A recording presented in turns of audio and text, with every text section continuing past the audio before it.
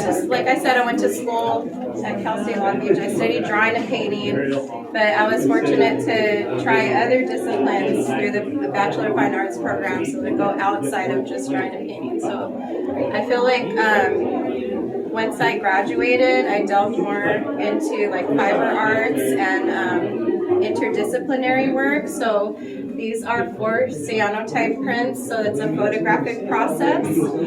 They are printed on cotton fabric, and all of these photos were taken at different places in California. So I'm really focusing on some of the California native plants, and in my last few years, I feel like I've been leaning more into that, like being more mindful about changing what we plant at home, or like making seed bombs and throwing them out at my work, or like at different lots, because it's really important for us to think about the future. If we don't have the correct food, or plants where pollinators can eat, and have the correct kind of plants to survive, then that also affects our future and our survival. So just thinking about that, but also the crocheting has really held me down, especially with everything going on in the world,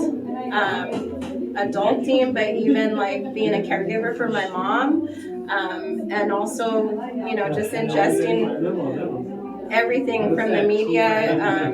Every day something's going on with this government, with this fascist dictatorship. So any way that we can ground, any way that we can regulate our nervous system is really important. So for me, that's going for a hike, going and studying with the water, going and studying in the forest, and also crocheting. And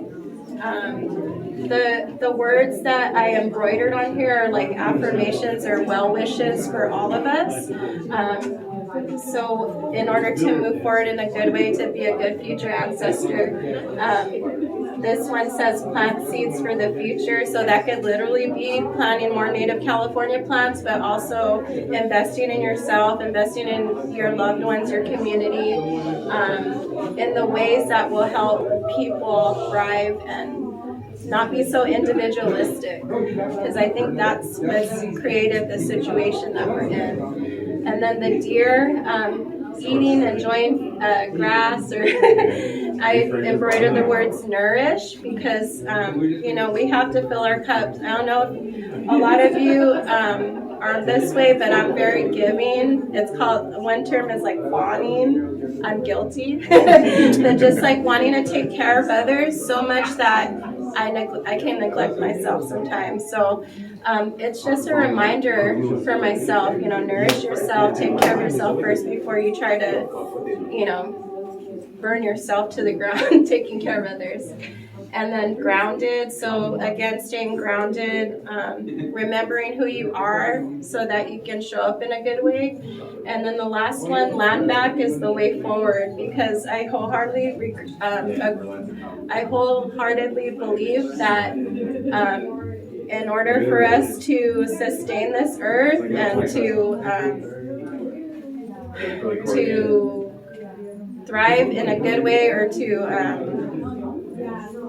just to make it out of this hole we're in, this government, I feel like we need to give land back to the indigenous people, because they know how to treat the land. For fires, for instance, we all experienced repercussions from the fires in January, and just value-wise, collective values, not eating too much when your belly's full, like being able to like have a system of reciprocity and giving before receiving. So yeah, that's it. Hi, my name is Marissa, and this is one word. And yeah, I was kind of thinking a lot about generations, and I don't know. I'm an only child. I'm kind of like if I were to have children, I would be carrying on the line from my dad's side. And just thinking about that a lot, given that I don't know if I want children, I don't know what my journey will look like there. But just thinking about like how will I carry on my line in myself and like what's that going to look like. So I don't know, like meditating on our portraits and thinking about how there are pieces of both of us that are interconnected, and yet through me I'm a different generation, and there's like a rebirth of different ideas that my dad have that I have too, and I see the world differently. And yeah, just thinking about generationally what that feels like. So.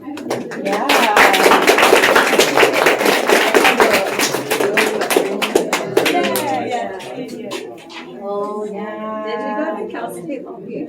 I didn't. No, I almost did. Oh, I felt because Manny and I went there, and a few of us, Sue and Andrea, but one of the teachers, Marie T-Ball, it reminds me of like a mix of the color sensibility, like you're really great with color, the warm and cools, and also like the UG, even it kind of reminds me of how he teaches us. Yeah, they're really, really talented.